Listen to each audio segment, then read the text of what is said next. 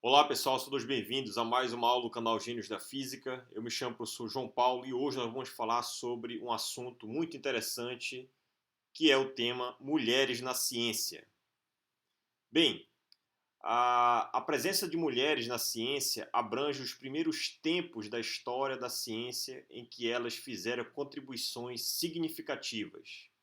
Então aqui nessa ilustração nós podemos ver, uma transcrição medieval dos elementos de Euclides, datado de 1310 depois de Cristo, apresentando uma mulher ensinando geometria.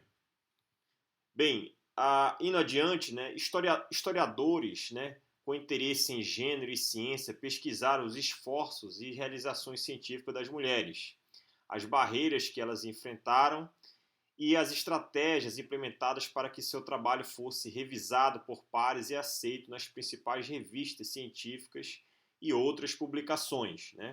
Então aqui, como exemplo aqui da Europa medieval, Hildegarda de Bingen,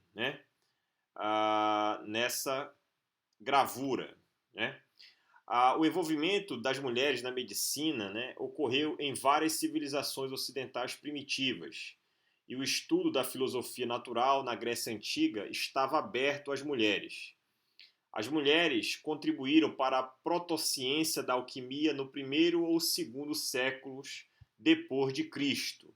Então aqui uma médica feminina cuidando de um paciente, novamente sendo representado nessa gravura.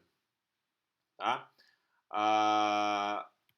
Bem, durante a Idade Média, os conventos religiosos eram um importante local de educação para as mulheres. E algumas dessas comunidades ofereciam oportunidades para que as mulheres contribuíssem para a pesquisa acadêmica. O século XI viu o surgimento das primeiras universidades. As mulheres eram, em sua maioria, excluídas do ensino universitário. Fora da academia, a botânica foi a ciência que mais se beneficiou das contribuições das mulheres no início dos tempos modernos. Então aí essa foto aí de uma das revoluções científicas entre 1600 e 1700 por Margaret Cavendish. Bem, a atitude em relação à educação das mulheres nas áreas médicas parece ter sido mais liberal na Itália, por causa da Renascença, do que em outros lugares. A primeira mulher conhecida a ganhar uma cadeira universitária em um campo científico de estudo foi a cientista italiana do século XVIII, Laura Bassi. Então a Laura Bassi, nessa gravura, ela foi a primeira mulher a ganhar uma cátedra de física em uma universidade da Europa. Os papéis de gênero eram amplamente deterministas no século XVIII e as mulheres fizeram avanços substanciais na ciência. Então, novamente, aí nesse slide, no século XVIII, Emily de Châtelet, em seus escritos, critica a filosofia de John Locke. Durante o século XIX, as mulheres foram excluídas da maior parte da educação científica formal, mas começaram a ser admitidas nas sociedades eruditas durante esse período. No final do século XIX, a ascensão das faculdades femininas proporcionou empregos para mulheres cientistas e oportunidades de educação. Então, novamente aí nesse slide, a ciência personificada como uma mulher, iluminando a natureza com sua luz. Nascida em Varsóvia, na Polônia, Marie Curie abriu caminho para os cientistas estudarem o decaimento radioativo e descobriram os elementos rádio e polônio. Então, novamente, a Marie Curie foi agraciada aí com prêmios Nobel nas ciências, química e física. Uma caricatura aí nossa do canal.